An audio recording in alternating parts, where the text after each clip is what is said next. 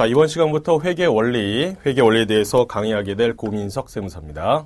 우리가 공부하게 될 회계 원리에 대해서 간단하게 말씀을 드리고 진행을 하도록 하겠습니다. 회계 원리라고 되어 있는데, 회계 원리 같은 경우는 회계학을 처음 이제 공부하실 경우에 가장 기본이 되는 그런 내용이라고 생각하시면 되는데요. 회계 관련해서 회계 원리가 있고, 그 다음 단계에서 중급 회계, 그리고 고급 회계, 이렇게 분야가 나눠져 있죠. 이 중에서 우리가 공부하는 것은 여기 나와 이제 회계 원리라고 하는데, 회계 원리는 이러한 회계학의 가장 기초가 될 뿐만 아니라 여러분이 나중에 각종 자격증이라든지 시험을 준비하시는 데 있어서 굉장히 중요한 기초 학문이 된다라고 생각하시면 되겠습니다. 간단하게 말씀드리면 회계 원리라는 것은 가장 일반적인 회사의 여러 가지 이제 계정이라든지 결산이라든지 재무제표를 어떻게 보는가, 이런 부분에 대한 설명이 있고요. 그 다음에 이제 중급 회계하고 고급 회계로 나눠지는데, 아무래도 이제 범위가 예전보다는 더 넓어지게 되죠. 더 넓어지고 깊이도 좀 더 깊어지는 그런 부분인데, 간략하게 말씀드리면 중급 회계 같은 경우는 하나의 회사를 갖다가 기준으로 하고요. 일반적으로 고급 회계 분야는 두 개의 이상의 회사가 어떤 결합관계, 이런 부분에 대해서 설명을 하고 있습니다. 그래서 일단 회계 원리를 공부를 해보시고요. 공부하시다가 계속 이제 마음속에 회계를 더 공부해야 되겠다, 이런 마음들이 자꾸 들리는 경우가 있습니다. 그런 분들은 회계 원리를 꾸준하게 공부하신다면 어떤 단계, 본인이 목표한 어떤 단계까지 충분히 도달할 수 있다는 거죠. 자, 그러면 이렇게 회계 원리를 갖다 공부하면 우리가 어떠한 자격시험을 볼 수 있는지 간단하게 말씀드리면요. 자, 기본적으로 3일회계 법인에서 주관하고 있는 시험이 있고, 그 다음에 가장 대표적인 또 한국세무사회에서 준비하고 있는 시험이 있습니다. 두 가지가 가장 대표적인 자격시험 관련 내용이라고 생각하시면 되는데, 두 기관에서 어떠한 시험을 갖다가 시행하고 있느냐. 여기서는요, 가장 유명한 것이 이제 재경관리사가 있습니다. 재경관리사. 그 다음에 회계, 관리 1급. 그 다음에 우리가 지금 공부하게 될 이 회계 원리가 여기 이제 회계 관리 2급 시험에 응시를 할 수 있는 그 정도의 수준이 된다라는 거죠. 여기. 반면에 한국세무사회 같은 경우는 여러 가지가 있겠지만 가장 대표적인 것은 전산 데이터를 갖다 운영할 수 있는 전산 프로그램 관련된 자격시험이 있는데요. 전산 세무 1급과 2급이 있습니다. 그리고 전산 회계 1급과 2급이 있다라는 거죠. 그래서 보시면 아시겠지만 여기에 전부 다 회계, 물론 이제 여기 세무가 들어가긴 하지만 여기에 세무 같은 경우도 세법이 들어가요. 세법이 있는데 세법과 관련된 내용 중에서 세무회계 분야가 있습니다. 세무회계. 보시면 아시겠지만 여기도 회계가 붙어요. 그러니까 우리가 공부하는 회계라는 것은 회계학뿐만 아니라 이제 세법까지도 어떻게 해요? 나중에 공부하는 데 있어서 기초적인 어떤 학문적 제공을 해준다라는 것이죠. 그래서 매우 중요합니다. 그래서 지금 우리가 공부하는 이 회계 원리를 통해서 이런 단계의 각종 시험들을 갖다가 자격시험을 준비할 수 있고요. 그 다음에 이제 여기서 각각 이제 회계학들이 다 들어가는 내용들이라서 기초적인 내용이라는 것이죠. 그래서 대단히 중요하고, 수학으로 친다라고 한다면 더하기, 빼기, 곱하기, 나누기, 이러한 사칙연산, 이걸 통해서 우리가 수학의 여러 가지 어려운 분야까지 진출할 수 있잖아요. 네, 그런 내용이라고 생각하시면 되겠습니다. 자, 그 다음에 우리가 이제 회계학을 공부한다면 회계학이 각종 자격시험에 굉장히 폭넓게 쓴다라고 말씀드렸는데요. 어떠한 분야가 있느냐. 자, 예를 들어서 공무원 시험을 준비하신다라고 한다면 공무원 시험 중에서 이 세무직이 있고 관세직이 있습니다. 관세직. 자, 여기서 공통적으로 들어가는 과목이 뭐가 있느냐라고 하면 이제 회계학이 들어간다는 거죠. 회계학. 시험의 범위는 약간 차이가 있지만 둘 다 회계학이 들어가고요. 또 하나, 그 다음에 이제 주택관리사. 주택관리사에서도 회계 원리가 들어갑니다. 그래서 당락을 좌우할 수 있는 굉장히 중요한 과목으로 등장을 하고 있고요. 그것뿐만 아니라 감정평가사, 그리고 관세사, 또 여러분이 나중에 또 준비하실 수 있는 세무사라든지 회계사 시험에 전부 다 뭐가 기본적으로 들어가느냐? 회계학이 들어간다라는 것이죠. 따라서 여러분이 지금 학습하시는 내용에 가장 이제 기본적인 내용들이 들어가지만 이후에 관심 분야를 좀 더 넓히신다면 다양한 분야에 진출할 수 있는 기본 시험 과목이 된다라는 걸 미리 좀 말씀을 드리겠습니다. 그래서 여기서 잘 준비하신다라고 하면 다음 단계로 진행하는 것이 훨씬 더 수월하게 진행될 수 있기 때문에 열심히 시험을 준비해서 목표한 바를 꼭 이루시기를 당부를 드리고요. 그 다음에 우리 이제 시험과 관련했을 때 이게 3일회계 법인에서 주관하고 있는 회계관리 2급 회계 원리를 위주로 해서 잠깐 말씀드리면 연간 시험을 갖다 보는 횟수는 5회고요. 객관식 문제로 해서 사지선당형으로 구성이 되고 있습니다. 모두 40문제가 출제되는데요. 합격을 하시려고 그러면 전체 100점 중에서 70점 넘어야 됩니다. 우리가 어떤 자격시험을 준비하는 데 있어서 70점이라는 거 합격점이 있다는 건 굉장히 부담스러운 점수입니다. 그래서 여러분께서 학습하실 때 좀 더 꼼꼼히 준비하셔야 될 그런 부분이고요. 자, 이 과정을 갖다가 충분히 잘 따라오신다라고 하면 70점 충분히 넘을 수 있다라는 거, 그런 믿음을 가지고 학습을 시작하셔야 되겠습니다. 자, 그래서 시험에 대한 개괄적인 부분은 이 정도로 말씀을 드리고요. 우리 교재를 잠깐 말씀드리면 교재 구성은 이렇게 돼 있죠. 처음에 회계의 첫걸음이라고 해서 내용이 나와 있고요. 첫걸음. 그러니까 회계가 기본적으로 어떤 것이냐, 이거에 대한 설명이고요. 두 번째 보시면 이제 계정이라는 내용이 나와요. 계정 과목에 대한 이야기가 소개되고 있는데 의미하는 바는 뭐냐라고 하면 그냥 너의 소속이 누구냐 이런 얘기입니다. 그래서 자산, 부채, 자본, 수익, 비용 이런 내용들에 대해서 너의 소속은 누구냐 이런 얘기고요. 그 다음에 이걸 통해서 우리가 최종적으로 하고 싶은 건 뭐냐면 회사의 전반적인 결산을 하고 싶다라는 거죠. 너 도대체 얼마 벌었니? 너 도대체 재산이 얼마니? 이런 겁니다. 그 다음에 마지막으로 나와 있는 것이 이러한 너 얼마 벌었니? 그다음 너 재산이 얼마니? 우리가 이걸 갖다가 재무제표라고 하는데 그 재무제표를 우리가 어떻게 읽고 어떻게 해석하실 것이냐 이런 내용들이 마지막 단계에 나와 있다라는 것이죠. 그래서 이 정도만 보시면 회계를 처음 입문하는 과정에서는 굉장히 유용하고요. 나중에 실무에 들어가신다 하더라도 충분히 회사 업무를 갖다가 커버할 수 있는 그 정도의 수준이라고 말씀을 드리겠습니다. 자, 그러면 간략한 소개는 여기까지 말씀을 드리도록 하고요. 우리 교재를 중심으로 해서 내용을 들어가 보도록 하죠. 자, 맨 먼저 보시면은 챕터 1에 회계의 첫걸음이라고 나와 있는데, 자, 여기서 회계의 개념에 대해서 설명을 하고 있습니다. 회계의 개념. 자, 회계의 개념에서 어떤 것들이 소개되고 있느냐. 물론 사전적인 의미가 굉장히 많긴 해요. 근데 그거보다는 가장 핵심적인 내용을 위주로 해서 요약을 한번 해보겠다라는 거죠. 그러면 우리가 공부하고자 하는 회계는 도대체 뭡니까? 라고 한다면 정보를 갖다가 전달한다라고 생각하시면 됩니다. 정보를 전달한다.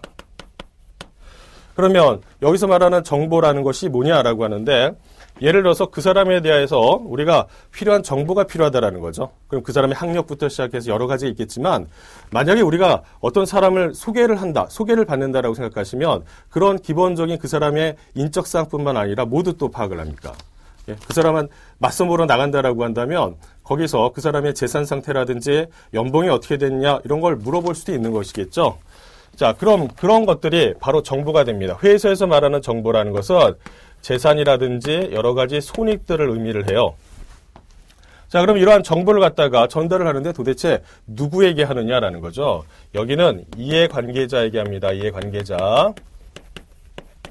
그러면 여기서 말하는 이해관계자, 도대체 이 사람들이 뭐 하려고 이런 것들이 필요하냐라고 한다면 이 사람들이 여기서 의사결정을 하려고 그래요. 의사결정. 이걸 할 거냐 말 거냐 아니면 이걸 갖다가 계속 어떻게 진행을 할 거냐 더 확장해서 할 거냐 이런 여러 가지 의사결정을 하기 위해서 정보를 전달한다라는 것이죠. 그래서 여기서 말하는 정보라는 것이 이러한 내용이다라고 생각하시면 되겠습니다. 그러면 우리가 어떤 정보를 갖다 전달하기 위해서는 최소한 뭔가 기록하고 요약하는 단계가 필요하다라는 거죠. 기록과 요약 단계가 필요합니다. 그럼 뭐에 대한 기록과 요약이냐라고 한다면 증빙이다라는 거죠. 그래서 우리가 일반적으로 증빙 처리라고 생각하시면 됩니다. 증빙에 대한 처리, 장부에 대한 기장이라는 것이죠. 자, 이런 것들을 통해서 우리가 정보를 갖다가 만들고 이걸 이 사람들한테 전달을 해서 어떻게 해요? 의사결정할 도록 도움을 주는 정보를 제공한다는 겁니다. 자, 근데 여기까지 이렇게 대략적으로 이해를 하시고요. 교재에서 어떻게 설명하고 있는지 보시죠. 자, 교재 처음에 보시면 회계 개념이라고 해서 나와 있는데 거기에 이런 내용이 있습니다. 회계란 회사의 경영활동에 관심을 갖는 다양한 이해관계자가 합리적인 의사결정을 할 수 있도록 경영활동을 기록, 추적, 회사에 관한 유용한 재무정보를 측정, 전달하는 과정이다. 이렇게 돼 있죠. 이거 전부 다 외워야 됩니까? 라고 하면 그럴 필요 없습니다. 여기 있는 내용만 정리하시면 돼요. 여기 있는 것만. 자, 그러면 어떤 식으로 정보를 전달할 것이냐라고 하면 이 정보를 갖다가 그냥 대충 종이 쪼가리에 찍찍해가지고 줄 수는 없단 말이에요. 그러니까 이 정보를 제공하는 걸 갖다가 우리가 뭘 통해서 하냐라고 하면 재무제표를 통해서 정보를 전달한다 이렇게 합니다. 재무제표. 이게 도대체 뭡니까? 라고 하면 조금 이따가 말씀드리도록 하고요. 또 하나 우리가 기억해야 될 부분은 뭐냐면 이해관계자라고 했는데 회사를 둘러싸고 있는 이해관계자가 도대체 누구냐 이런 거죠. 자, 그럼 여기서 말하는 이해관계자라는 것은 다양한 사람들이 이렇게 쭉 등장을 합니다. 예를 들어서 교재를 참고하시면 이렇게 되어 있죠. 주주. 자, 여기 주주가 있습니다. 주주. 그 다음에 채권자. 그리고 경영자도 들어가고요. 종업원도 있습니다. 그 다음에 거래처도 있고요. 또 누가 있냐면 세무관서도 있어요. 세무관서. 이것이 지금 말씀드린 이 내용이 뭐 시험 문제 굉장히 많이 출제되느냐 그 얘기는 아닙니다. 그러나 우리가 회계를 처음에 접하는 데 있어서 어떤 배경들이 있는지 그거를 알아보고자 지금 말씀드리는 거니까요. 가벼운 마음으로 들어주시면 됩니다. 자, 주주라고 했는데 주주가 어떤 의사결정을 할 것이냐라는 거죠. 제가 예를 들어서 어떤 A라는 회사의 주식을 갖다가 취득을 했다라고 생각하시면 이 회사의 주식을 왜 취득할까요? 뭐 여러 가지 이유가 있겠지만 가장 대표적인 거 두 개를 꼽아라라고 한다면 첫 번째는 이 회사의 시세 차익을 노리고 싼 가격에 사서 비싼 가격에 팔아치우는 그런 것들이죠. 그러니까 이걸 말을 좀 정리한다라고 하면 시세 차익을 노리는 그런 내용들이고요. 그 다음에 제가 A라는 회사의 주식을 취득을 해봤더니 이제 굉장히 발전 가능성도 크고요. 회사가 배당도 빵빵하게 주더라 이런 얘기죠. 그래서 배당금은 도대체 얼마나 받을 것이냐 이런 것들에 대한 관심도 있습니다. 그 다음에 이 회사의 주식을 내가 팔아치워야 될 거냐, 장기적으로 보유할 거냐, 아니면 다른 회사의 주식을 더 살 거냐 이러한 의사결정들이 바로 주주가 한다라는 거죠. 근데 뭘로 할 거냐? 그냥 대충 주변에서 들리는 얘기로 해서 할 수도 있겠지만 저는 어떻게 하기를 권하느냐? 자, 회사에 대한 기본적인 재무 정보를 가지고 의사결정하는 것이 바람직하겠죠. 그럼 그 회사의 이익이 얼마나 나느냐, 재산 상황이 어떻게 되냐 이런 것들이 쭉 나와 있습니다. 여기에. 자, 그래서 이 사람들도 필요로 한다라는 거죠. 그 다음에 채권자라고 했는데 채권자 말이 거창하지만 그냥 쉬운 말로 요약을 한다면 금융기관이라고 생각해 보세요. 은행에서 어떤 회사의 대출을 갖다 일으켜줬다라는 거죠. 그러면 그 대출금을 계속 만기를 연장해 줄 거냐, 아니면 회수를 할 거냐, 추가 대출을 해줄 거냐, 여러 가지 의사결정이 나오겠죠. 뭐 가지고 확인하느냐라고 하면 재무제표 가지고 한다라는 거죠. 그래서 회사에 들어가 보시면 나중에 회사 그 대출금이 만기가 됐다라고 하면 금융기관에서 그 내용을 확인하기 위해서 어떻게 하죠? 네, 관련된 재무제표를 갖다가 띄워와라. 그래서 회사의 재산 상태라든지 경영 성과를 확인한다라는 겁니다. 그래서 채권에 대한 대출을 여기죠. 대출. 만기, 아니면 연장, 뭐 회수 이런 의사결정들이 다 이루어지고 있더라 이런 얘기입니다. 그 다음에 경영자는 어떻게 할까요? 최소한 자기가 경영하는 회사에 대해서 여러 가지 경영 성과라든지 그 다음에 재무 상태 같은 거 우리 회사의 자산이 어떻게 되고 빚이 어떻게 되느냐 이런 얘기죠. 이러한 부분에 대해서 관리를 하고 그 다음에 개선을 하고 이런 것들을 갖다 다 재무제표, 정보를 통해서 확인하고 그 다음에 이루어지고 있다는 것이죠. 그 다음에 종업원은 어떻게 하느냐라는 건데요. 이런 겁니다. 임금 현상, 임금을 인상을 해달라. 협상을 하는 경우가 있어요. 협상. 어떤 회사는 그냥 대략적으로 해서 종업원들이 얼마, 몇 프로 인상 이렇게 요청하는 경우도 있지만 최근에는요, 이러한 재무제표가 이제 공시가 되는 회사들이 있습니다. 그런 회사들의 재무제표가 딱 등장을 하게 되면 이 노조에서 검토가 들어가요. 아, 우리 회사가 여태 추이를 보니까 매출이 이렇게 증가를 하고 있고 회사 이익이 이만큼 늘어나고 있구나. 따라서 우리 회사 이번 연도 임금 인상은 몇 프로 이렇게 요청한다라는 거죠. 그래서 실제 어떤 항공 노조에서 이런 것들을 이용해서 요청을 한 사례들도 있고 굉장히 다양합니다. 그 다음에 회사에서 종업원들도 어떻게 해요? 회사의 재무제표를 통해서 내가 이 회사를 계속 다녀야 할까 말아야 할까 이런 의사결정 하시는 경우도 있다라는 거죠. 그 다음에 거래처라고 했는데 거래처에서 이러한 정보가 필요하느냐라는 건데 물론 필요합니다. 자, 예를 들어서 우리 회사가 A가 있고 이게 B가 있는데 여기가 대기업이에요. 대기업.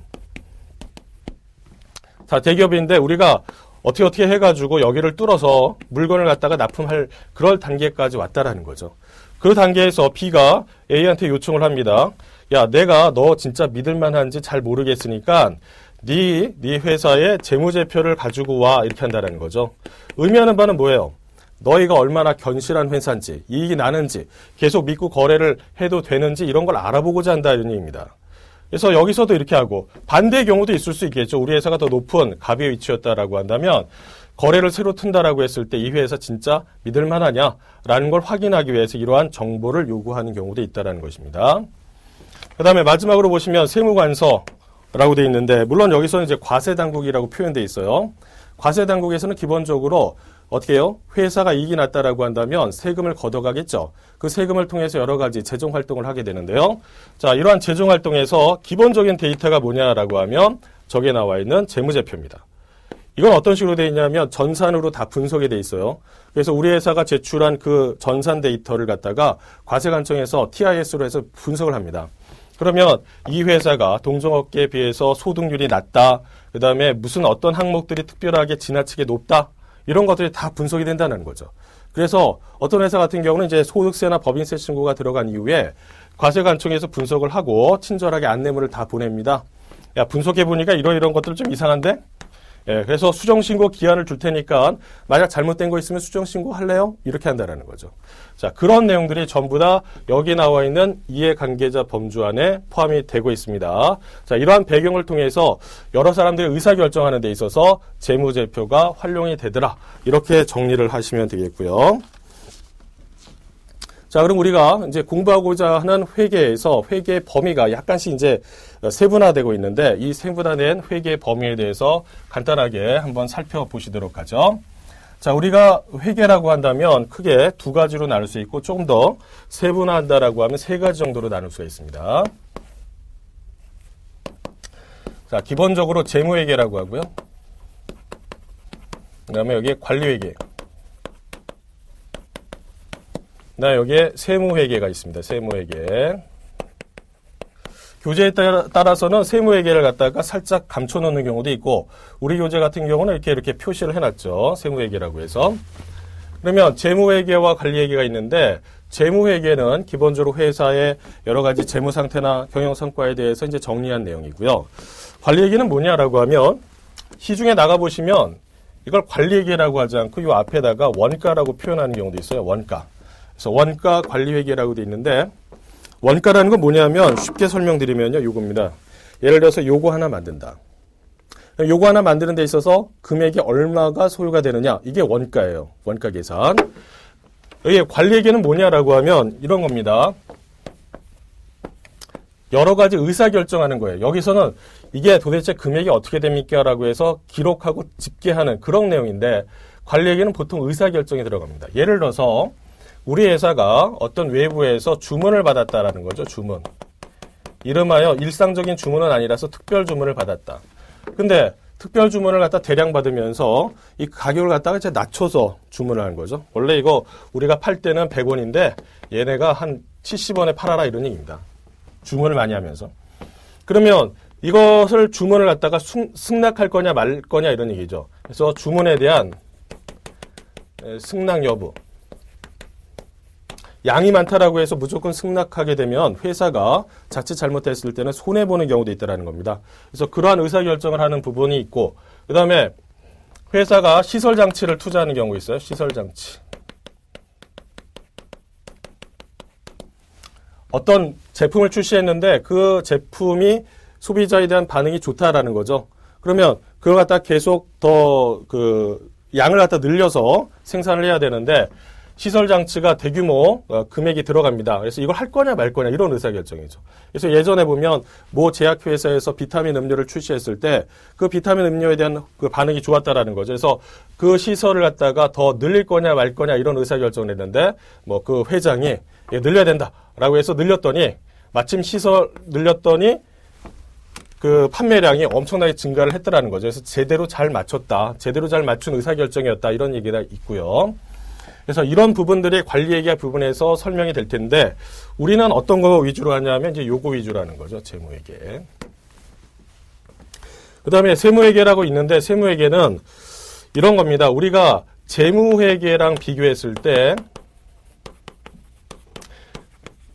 재무회계는 기본적으로 회사의 경영상태라든지 재무상태를 적절한 기준에 맞춰서 제대로 표시를 하려는 노력을 해요. 그런데 세무회계는 그것뿐만 아니라 여러 가지 어떻게 해요? 재정적인 측면을 고려해야 되겠죠. 세금을 걷어가야 되고. 그 다음에 또 하나는 뭐냐면 사회적인 어떤 정책 목적을 달성하는 경우도 있어요. 예를 들어서 접대비라고 한다면 재무회계에서는 접대비라고 해서 특별히 제한을 두지 않습니다. 그런데 세무회계 같은 경우는 접대비에 대한 제한을 둬요. 왜 그러냐면 주로 접대가 어디서 일어나느냐라고 하면 좋은 데서 이게 막 뭐라 그러죠? 예를 들어서 룸사롱이다라고 하면 그런 데서 이루어지니까 사회적으로 바라본다라고 하면 그러한 지출이 많을수록 바람직하지 않다라는 거죠. 그래서 세법에서는 그러한 것들이 여러 가지 제한을 두는 정책을 둡니다. 그래서 얘와 얘의 관점이 서로 달라요. 얘를 갖다가 본다라고 하면 재정적인 확보, 그 다음에 사회 정책적인 목적. 그래서 얘와 얘의 좀 차이가 있는 부분이 있다라는 거죠. 그래서 재무회계와 세무회계는 그런 차이가 있기 때문에 이 차이를 조정하는 것들이 나옵니다. 나중에 보면 이걸 세무조정이라고 하는데요. 우리 단계에서는 마찬가지로 공부하지 않습니다. 그냥 개략적인 부분만 이제 지금 말씀드리는 것이고요. 자, 이런 부분인데 주로 재무회계는 누구를 중심으로 하냐면 외부 이해관계자를 대상으로 합니다. 외부. 반면에 관리회계 부분은 내부예요. 내부. 별거 아닌 것 같은데 시험 문제에서 많이 물어보더라는 거죠. 재무회계는 누구를 중심으로 해요? 외부 이해관계자를 중심으로 해서 작성된 것이고 반면에 관리회계는 내부 이해관계자를 중심으로 해서 만들어졌다. 외부라고 한다면 누구냐면 방금 전에 말씀드린 것처럼 주주라든지 채권자 이런 사람들을 얘기한 것입니다.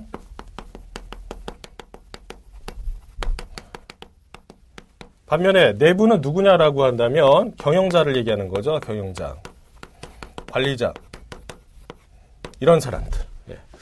자, 그래서 서로 다르다라는 거죠. 그러니까 외부로 나가려고 그러면 바깥으로 공시를 해야 되는데 널리 알리는 거예요. 그렇다면 아무 기준 없이 그냥 야 이거 보고 싶은 사람 봐 이렇게 할 수 없다라는 거죠. 바깥으로 알리는데. 그러니까 어떻게 하냐면 이거는 외부로 알리기 때문에 적절한 기준이 있습니다. 기준이 있어요. 뭔가 통일된 기준이 있다라는 거죠. 반면에 관리회계 같은 경우는 어떻게 되냐면 내부 이해관계자를 대상으로 하기 때문에 그냥 필요에 따라서 만들면 돼요. 안 사람들이 볼 건데요. 뭐 안에 있는 사람들이. 그러니까 적절한 기준이 있느냐라고 하면 상대적으로 없어요. 없습니다. 그거에 대한 요약이 우리 교재를 보시면 간단하게 정리가 되어 있는데요. 교재를 통해서 잠깐 보시도록 하죠. 자, 거기 보시면 목적이라고 되어 있습니다. 목적에 보시면 외부 공표가 목적이다. 이게 바로 이거에 대한 설명이에요. 그 다음에 세무신고 목적이라는 것은 이걸 얘기합니다. 내부관리 목적이라는 것은 이걸 얘기하는 것이죠. 그 다음에 정보 이용자 보시면은 주주나 채권자 등 얘기해서 아까 말씀드렸던 이해관계자, 외부의 이해관계자를 얘기한 것이고 그 다음에 내부관리 목적으로 해서 밑에 보시면 경영자, 관리자, 노동조합 이렇게 나와 있고 그 다음에 주로 세무회계는 어디서 보겠어요? 네, 세무서에서 과세관청에서 보겠죠. 과세관청에서. 그래서 제공되는 정보가 쭉 나와 있는데 여기에 보시면은 재무상태표, 손익계산서, 현금흐름표, 자본변동표라고 돼 있고 그 다음에 하나 더 빠졌는데 걔가 뭐냐 하면 주석이에요. 주석입니다. 몇 가지 있죠. 재무상태표, 손익계산서, 현금흐름표, 자본변동표 이렇게 나와 있고 뭐가 빠졌냐면 이제 주석이 빠졌어요. 주석. 살짝 적어두신 다음에 잘은 모르겠지만 일단은 적어두세요. 그 다음에 얘가 왜 중요하냐라고 하면 우리가 재무제표라는 게 뭡니까? 라고 했을 때 이 5가지가 재무제표라고 한다라는 것이죠. 그래서 기재를 하시고 기억을 해 주시고요. 그 다음에 옆에 보시면 거기에 뭐 가격에 대한 정보, 사업부별 손익정보 이런 내용들이 나와 있죠. 이거는 간단하게 말씀드리면 이런 거죠. 아까 말씀드렸지만 이거 하나 만드는데 얼마입니까? 그래야지 이게 확정이 돼야지 이거의 판매 가격이 결정될 것이고 그 다음에 사업부가 하나만 있으면 모르겠지만 회사에 따라서는 여러 개의 사업부가 있습니다. 그럼 각각의 사업부에 대한 평가가 일어나야 되겠죠? 그런 부분도 여기서 들어갈 것이고 그 다음에 자가 제조할 거냐 외부에서 구입할 거냐의 의사결정 마찬가지입니다. 이 물건을 갖다가 우리 회사에서 자체적으로 만들었을 때 원가가 얼마 외부에서 들여왔을 때 여러 가지 그 원가와 수익을 갖다 비교해서 어떻게 하는 것이 회사 전체적으로 유리할 것이냐 이러한 의사결정이 다 관리회계 부분에서 일어나고 있습니다. 그래서 그 정보 유형에 보시면요. 법 규정이나 이런 것들을 따른다라고 돼 있죠. 그 내용이 바로 이겁니다. 기준이 있다라는 거죠. 기업회계 기준이라는 내용이 있고요. 반면에 얘는 그런 부분이 없다. 그 다음에 재무회계는 자 이걸 갖다가 어떠한 그 정보를 갖다 추려내느냐라고 하면 이미 회사가 과거에 발생된 여러 가지 사건들을 다 정리를 해요. 그래서 과거의 정보를 집합한다. 그런 개념이고요. 반면에 관리회계 부분에서는 그런 것뿐만 아니라 예를 들어서 의사결정할 때 시설 투자할 거냐 말 거냐라고 한다면 이거는 미래 일이거든요. 왜? 지금 회사의 지금 매출은 요만큼인데 그게 늘어날 거라고 예상을 하고 시설 투자를 하는 거기 때문에 지금 과거의 일만을 갖다가 놓고 의사결정하는 게 아닙니다. 그래서 미래, 현재 이런 부분까지 다 고려되는 부분이라서 이게 시제로 본다라고 한다면 이거는 과거, 여기는 과거, 현재, 미래까지 포함하고 있는 그런 내용이 되겠죠. 그래서 산정에 대한 주기가 나와 있는데 그건 뭐 참고만 하시면 되겠습니다. 그래서 재무회계 같은 경우는 연간, 반기, 분기 이런 것들로 나와 있고요. 그래서 실제 상장된 회사에 나중에 근무를 하신다라고 하면 거기는 적절하게 공시를 하게 돼 있어요. 예, 공시를 합니다. 그러면 3개월 단위로 해서 이제 결산을 본거나 그런 일들이 이제 일어나겠죠. 그다음에 관리회계 같은 경우는 필요할 때, 요구할 때, 즉 누가 필요할까요? 경영자, 관리자들이 필요할 때마다 의사결정하기 위해서 그때마다 작성이 이루어지고 있습니다. 그래서 여러 가지 내용이 나와 있지만 그걸 지금부터 다 보려고 하지 마시고요. 간단하게 정리하면 재무회계는 외부, 그래서 기준이 있다, 알리려니까, 바깥으로 나가니까요. 그 다음에 관리회계는요, 내부 이해관계자를 중심으로 한다. 그러니까 바깥으로 나가는 게 아니니까 상대적으로 어떤 법규나 규정에 대한 내용이 없다. 그 다음에 요거는 참고만 한다. 이렇게 하시면 되겠죠. 자, 밑에 보시면 뭐 회계는 언제부터 생겨났을까 간단하게 읽을 거리가 나왔는데 중세시대 이탈리아에서 만들어졌다 이런 얘기입니다. 뭐 중요하지 않아요. 그냥 참고만 하시면 돼요. 다만 우리가 발명이라고 한다면 뭐 여러 가지 기계 장치를 만들고 뭔가를 뭐 눈에 보이는 것들을 만들어내는 거 그걸 발명이라고 하는 경우도 있지만 회계학은 눈에 보이진 않지만요. 굉장히 누가 만들었는지 아이디어가 굉장히 좋다라는 거죠. 그래서 저도 처음에 접한 시기가 이제 중학교 3학년 때였는데 그때 상업 시간에 이 부기를 공부하면서 약간 충격을 받았어요. 아, 이런 세상에 이런 게. 굉장히 충격을 받는 경우가 있습니다. 이게 참 아이디어가 좋아요. 오른쪽과 왼쪽에 뭐를 적어서 회사의 전반적인 경영 성과 손익을 갖다가 나타내고 있다. 공부하시면 여기에 빠져드는 경우가 있습니다. 그런 분들은 공부를 더 하셔야 돼요. 제가 그러면 공부를 더 해야 되는지 안 해야 되는지는 어떻게 할 수 있습니까? 라고 한다면 공부하시다 보면 약간 어떻게 해요? 목소리가 자기 안에서 들립니다. 그런 분들은 공부를 더 하셔야 돼요. 자, 그래서 그런 부분은 그냥 참고만 하시면 되겠고요. 두 번째 보시면 회계 정보 전달의 수단으로 해서 재무제표라는 것이 있다라고 했는데 이런 겁니다. 아까 우리가 이제 정보를 갖다가 이해관계자에게 전달한다라고 했잖아요. 전달. 그러면 이 정보를 갖다가 우리가 어떻게 해서 이제 만들 것이냐, 뭘로 할 거냐라는 거죠. 이걸 재무제표를 통해서 한다라고 했습니다. 재무제표. 그럼 이 재무제표는 어떻게 만든 거냐라고 하면 일정한 어떤 기준이 있어요. 기업회계 기준이라는 내용이 있는데 생각해 보세요. 이게 바깥으로 나가야 되는데 여기에 관련된 이해관계자들이 주주도 있고 채권자도 있고 종업원도 있고 그 다음에 어떻게 해요? 거래처도 있고 세무관서도 있고 굉장한 다양한 사람들이 있다라는 겁니다. 그러면 예를 들어서 1번부터 뭐 20번까지 있다라고 가정을 해보세요. 이 사람들이 요청한 어떤 서류 내용들이.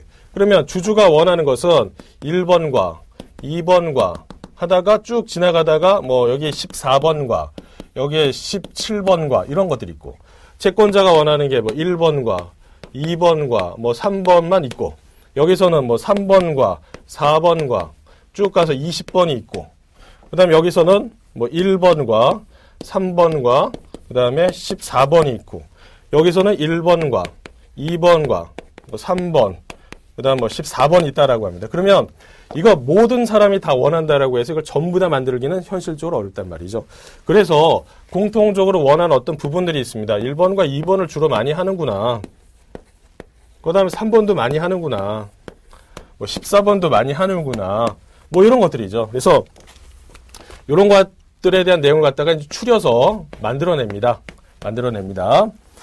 자, 그래서 회사를 보시면 정보 이용자에게 재무제표를 어떻게 해요? 제공하는 데 있어서 요약하고 집계한다라는 내용이 이제 이런 것들이죠. 별로 중요하진 않습니다. 다만 밑에 보시면 이제 기업회계라는 것이 있죠. 기업회계. 자, 기업회계. 기업회계 기준. 우리가 이러한 정보를 전달하는 데 있어서 재무제표를 만든다라고 했는데, 재무제표를 갖다 그냥 만들 수 없다. 왜? 많은 이해관계자들이 있는데 그 사람들이 원하는 정보를 충족을 해야 된다는 거죠. 근데 아무렇게나 만들면 어떻게 해요? 회사가 자의적으로 해석할 수도 있단 말입니다.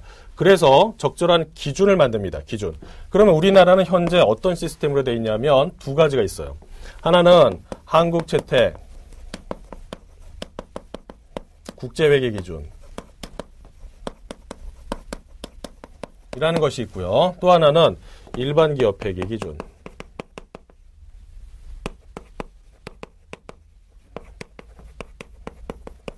이렇게 있다라는 거죠.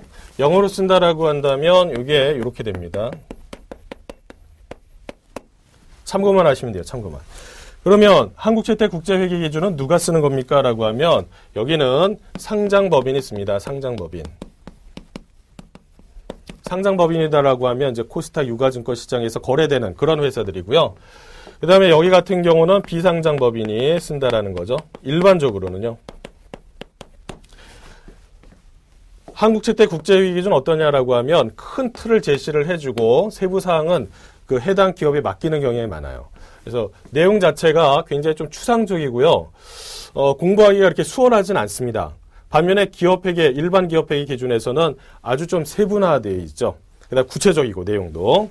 그래서 비상장법인이 쓸 수 있는데 만약에 비상장법인이 저 이거 쓰고 싶어요. 저는 한국채택 국제회계 기준을 쓰렵니다. 라고 한다면 쓸 수도 있다라는 거죠. 쓸 수도 있다. 그러면 우리가 공부하는 회계 원리, 지금 회계관리 2급 시험을 대비한다라고 한다면 어떤 기준입니까? 라고 하면 우리가 공부하는 건 요겁니다. 요거. 그래서 우리 시험에서는 어떤 기준이냐? 일반 기업회계 기준을 중심으로 해서 서술이 되고 있다라고 말씀을 드리고요. 얘는 아니다라는 겁니다. 그래서 만약에 회사가 이런 회사다라고 한다면 이거를 공부하시고 그 다음에 요 위에 단계까지 공부하시는 게 바람직하세요. 자, 그래서 그 내용이 거기에 지금 나와 있습니다. 옆에 보시면은 이제 회사가 통일된 기준, 즉 기업회계를 기준으로 해서 작성을 하고 그걸 나중에 감사를 받는다 이런 내용들이 나와 있죠. 감사. 간단하게 말씀드리면 이런 겁니다. 계속 왜 제가 외부라고 얘기하냐면 외부에 주주, 채권자, 그 다음에 종업원, 거래처 이런 여러 사람들이 등장하기 때문에 여기가 이제 회사가 있다라고 한다면 여기에 이해관계자들이 이렇게 등장합니다. 회사가 잘못된 재무제표를 갖다가 작성을 해서 공시를 해버리면 이해관계자들이 이걸 보고 잘못된 의사결정을 해서 여러 가지 손해가 발생이 됩니다. 이 손해가 한두 푼이 아니에요. 막대한 금액이 발생됩니다. 그러니까 회사가 적절하게 지금 재무제표를 작성했는지를 갖다가 들여다봐야 되겠죠. 근데 회사에서 자기가 만들고 왔다가 자기 자체적으로 그냥 우리 잘 만들었어요 라고 한다면 믿을 사람이 없다라는 겁니다. 그래서 이걸 어떻게 해요? 연결할 만한 누가 공공성을 띤 어떤 사람이 이걸 감사를 해야 되겠다라는 겁니다. 그래서 그런 사람을 뭐라고 하냐면 회계 공인의 계사라고 하죠. 공인의 계사. 공인의 계사가 뭐 하느냐라고 하면 감사를 합니다. 이 회사가 적절하게 이런 기업회계 기준을 갖다가 충족을 해서 재무제표를 만들었는가를 확인한다는 거죠. 그래서 거기 보시면 그림이 그렇게 있어요. 감사인의 감사라고 해서 돋보기 그려져 있는 그림 보이시죠? 그래서 과연 이 회사가 기업회계 기준을 제대로 충족을 했느냐 이런 것들을 본다라는 겁니다. 그래서 맞으면 어떻게 되냐면 그 사람들이 의견서를 냅니다. 즉 우리 회사 그러니까 이 회사를 갖다가 감사를 했는데 감사 결과 적절하게 잘 되고 있습니다라고 해서 의견을 갖다 제시하는 경우가 있죠. 뭐 적정 의견 그렇지 않다라고 하면 이렇게 뭐 한정, 그다음 의견 거절 이런 내용들이 있는데 누구를 통해서 이루어지냐라고 하면 공인의 계사를 통해서 이루어지고 있습니다. 자, 밑에 보시면은 분식회계라고 이제 설명을 하고 있는데 분식회계가 뭐냐? 나중에 이제 회계를 공부하시다 보면 분식회계 이런 내용을 많이 들어보세요. 분식회계라는 것은 그 사전적인 의미로 해서 사전적 의미로 말씀드리면 이렇게 되어 있습니다. 중간쯤에 보시면은 이렇게 되어 있죠. 분식회계란 잘못된 회계 정보, 기업회계 기준을 위반한 회계 정보를 의미한다라고 되어 있어요. 위반한 거. 그러나 현실적으로 어떠냐라고 하면 분식회계라는 것은 위반을 해서 회사가 이익을 뻥튀기 하는 경우가 많습니다. 자, 분식회계. 이게 시험 문제 나오는 건 아니에요. 나오는 건 아니지만 개념적으로 이게 도움이 될 만한 내용이기 때문에 말씀드립니다. 분식회계, 이건 기업회계를 갖다가 위반했다라는 것이죠. 근데 위반도 종류가 여러 가지가 있어요, 사실은. 예를 들어서 회사가 잘 되는데 못 되는 것처럼, 잘 안 되는 것처럼 꾸며서 할 수도 있고요. 반면에 못 되는데 회사가 잘 못 나가요. 근데 잘 되는 것처럼, 잘 나가는 회사처럼 만드는 경우도 있다라는 거죠. 그러면 이 둘 중에 어떤 게 더 문제가 심각하냐라고 하면 바로 이게 더 심각합니다. 회사가 잘 못 되고 있는데 잘 되는 것처럼 얘기하고 있어요. 그러면 이 회사를 이 잘못된 정보를 갖다 믿고 투자를 하거나 대출을 빌려준 회사 같은 경우는 여러 가지 손실을 발생한다는 거죠. 이건 어떻게 되냐? 잘 되는데 못 되는 것처럼 한다라고 하면 이거는 세무관서에서 한번 빵 때리면 세금 걷고 정리가 된다라는 거죠. 그래서 사회적으로 문제가 되는 것은 이런 게 더 문제가 되는 겁니다. 이런 게. 그래서 교재에 나와 있는 것은 미국 사례를 들어가지고 이 월드컴이라는 회사를 갖다가 설명을 하고 있어요. 월드컴. 근데 우리는 월드컴 굳이 거기까지 볼 필요도 없고요. 최근에 문제됐던 어떤 회사가 있습니다. 실명을 밝히진 않을게요. 자, 어떤 이렇게 되는 회사가 있는데 이 회사에서 어떻게 했냐면 외국에 수출하는 것처럼 서류를 꾸몄습니다. 수출하는 것처럼. 그래서 이 수출 관련된 서류를 갖다 은행에 제시해서 은행에 돈을 빌리는 거죠. 이런 형태입니다. 근데 나중에 문제가 터진 게 뭐냐 하면 계속 수출했다라고 해서 거짓말 치더라도 현실은 돈이 들어와야 되는데 돈이 안 들어온다는 거죠. 그래서 이 회사의 마지막 분기에 이 매출채권, 나중에 보시면 매출채권이라는 거 공부하실 텐데 외상 매출금 뭐 이런 개념이에요. 매출을 했는데 돈을 못 받은 거죠. 그럼 매출채권이 어마어마하게 크게 쌓이고 실제 현금이 들어온 비중은 굉장히 작았다는 거죠. 자, 이런 것들을 전부 다 뭐냐? 이 회사가 장난친 겁니다. 회사의 실제 매출은 훨씬 적은데도 불구하고 수출한 것처럼 꾸며서 은행으로부터 대출을 받아가지고 결국은 버티다 못해가지고 나중에는 회사가 이제 무너지는 거죠. 그래서 이걸로 인해서 이 회사에 돈을 빌려줬던 여러 금융기관에 문제가 발생됐고, 그 다음에 직원들도 문제죠. 멀쩡한 회사가 나중에 문을 닫게 되니까. 더군다나 본사도 어떻게 해요? 제주도에 있다라고 해서 그쪽으로 간 사람들도 많았단 말입니다. 자, 이런 것들이 분식회계 개념이라고 생각하시면 되고요. 뒤에 보시면 또 이런 얘기가 있어요. 엔론의 분식회계다라고 했는데 이게 아주 문제가 크게 됐던 그런 사건입니다. 마찬가지로 시험 문제 나올까요? 안 나올까요? 안 나와요. 안 나오지만 워낙 유명한 사건이라고 해서 얘가 미국에 너무 잘 나가가지고요. 교재를 참고하시면 미국에 전 세계 500대 기업 중에서 7위 정도 할 그런 회사입니다. 7위. 그래서 이 회사가 잘 나가게 된 결정적 동기가 어떻게 되냐면 파생상품이라고 돼 있는데 파생상품 저도 솔직히 잘 몰라요. 잘 몰라요. 그러나 일반적인 금융기관의 거래하고는 약간 성격이 다릅니다. 그래서 이 파생 상품을 이용해서 회사가 막 이익이 나는 것처럼 막 꾸며놨어요. 그래서 이 회사의 주가가 굉장히 올라갑니다. 굉장히 올라갑니다. 근데 나중에 보니까 실체가 없는 이익이에요. 실체가 없는 이익. 그 다음에 이익을 갖다 계속적으로 발생하기 위해서 수많은 자회사를 만들어 놓고 아니면 관계회사를 만들어 놓고 계속 거래를 하고 실제는 차입인데 매출이 일어난 것처럼 그러한 장부 조작이 일어났습니다. 이 회사 같은 경우는. 그래서 저도 이 엔론 사태가 어떻게 이루어지고 나중에 어떤 그 결과까지 일어났는가 이 전체적인 내용을 갖다가 이 다큐멘터리 형식으로 해서 한 비디오가 있는데 그걸 한번 본 적이 있습니다. 보면 중간에 이 임원진들이 얼마나 이 도덕적인 회의가 있었는지 얘네들은요, 직원은 나중에 이제 갑자기 회사를 잃게 되지만 이 사람들은 회사에서 각종 뭐 여러 가지 이권들을 갖다가 다 챙기고 나옵니다. 옵션 같은 거 챙기고 나와서 회사가 망하기 전에 벌써 몇 년 전에 다 떠납니다. 떠나서 자기 목숨 다 챙기고 자기는 안전하게 피신을 하고 이런 그런 도덕적인 해이 사건들이 여기에 보면 쭉 나와 있거든요. 그런 아주 큰 사건이었습니다. 큰 사건. 자, 그래서 거기에 결국은 어떻게 됐냐면 맨 밑에 보시면 파산을 했고 결과적으로 그 회사에 회계감사했던 아더 앤더슨이라는 회계법인이 파산하는 그런 사건이 발생되죠. 왜? 여러 가지 이해관계자를 대상으로 해서 공인된 회계기관이 회계감사가 여기를 갖다 감사를 해서 이 사람한테 알려주는데 그걸 제대로 못했다라는 겁니다. 그래서 나중에 조사를 해보면 이 회계법인도 거기에 여러 가지 이제 그 편의를 봐준 그런 부분이 나오고요. 그래서 이거는 그냥 참고만 하시면 돼요. 아, 이런가 보다. 그래서 국내 회계 분식 사례를 보시면 뭐 한보철강, 기아자동차에서 쭉 나와 있는 거 있죠. 대부분 보시면 매출액을 과대 계상했다. 이건 이해되시죠? 원래 매출이 100인데 내가 200으로 뻥튀기를 해가지고 이익이 많이 나는 것처럼 실적이 좋은 것처럼 했다. 이런 얘기입니다. 그런데 이해가 안 되는 부분이 있어요. 재고자산의 과대 계상이 있습니다.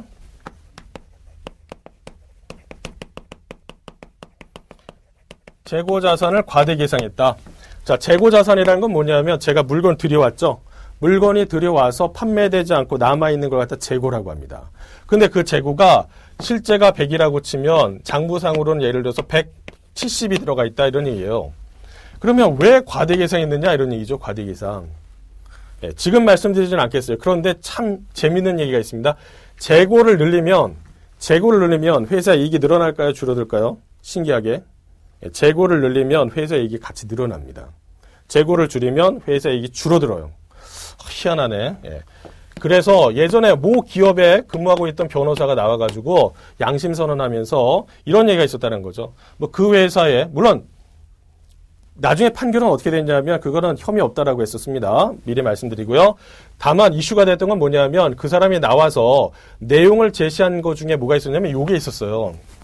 그 회사의 재고 자산이 실제 장부보다 많이 부풀려져 있다. 이런 얘기가 있었단 말입니다. 그러면 우리가 그걸 딱 봤을 때 이 사람이 하고 싶은 얘기가 도대체 뭐냐? 이거를 갖다 파악하는 게 중요하다는 겁니다. 이거는 뒤에 보시면 재고 자산 파트가 있는데 거기 가서 구체적인 내용 말씀드리겠습니다. 아무튼 여러 가지 분식회계 사례들이 있었다라는 겁니다. 그래서 이런 사태로 인해 가지고 회계법인이 망한 경우도 있었다는 거죠. 우리나라도. 그래서 예전에 대우 사태 때 거기에 감사했던 회계법인이 결국 나중에 다 정리가 되죠. 그래서 가만히 보면 회계 감사를 하는 회계법인에서 이런 여러 가지 적절하게 회계 감사를 못했을 때 그 이해관계자들로부터 소송을 당하는 사례들이 많이 있었습니다. 자, 그래서 이 옆에 보시면 재무제표라고 이제 나오는데요. 재무제표. 자, 여기 나와 있는 5가지가 있습니다. 시험 목적상 대단히 중요합니다. 여러분께서 꼭 기억하셔야 돼요. 꼭. 자, 재무제표의 종류라고 해서 재무상태표, 손익계산서, 현금흐름표 쭉쭉쭉쭉 나와 있죠. 네, 간단하게 보고 정리를 하시죠. 자, 거기에 나와 있는 그 5가지 꼭 기억하셔야 됩니다. 맨 먼저 뭐라고 되어 있냐면 재무상태표, 그 다음에 손익계산서, 현금흐름표, 자본변동표,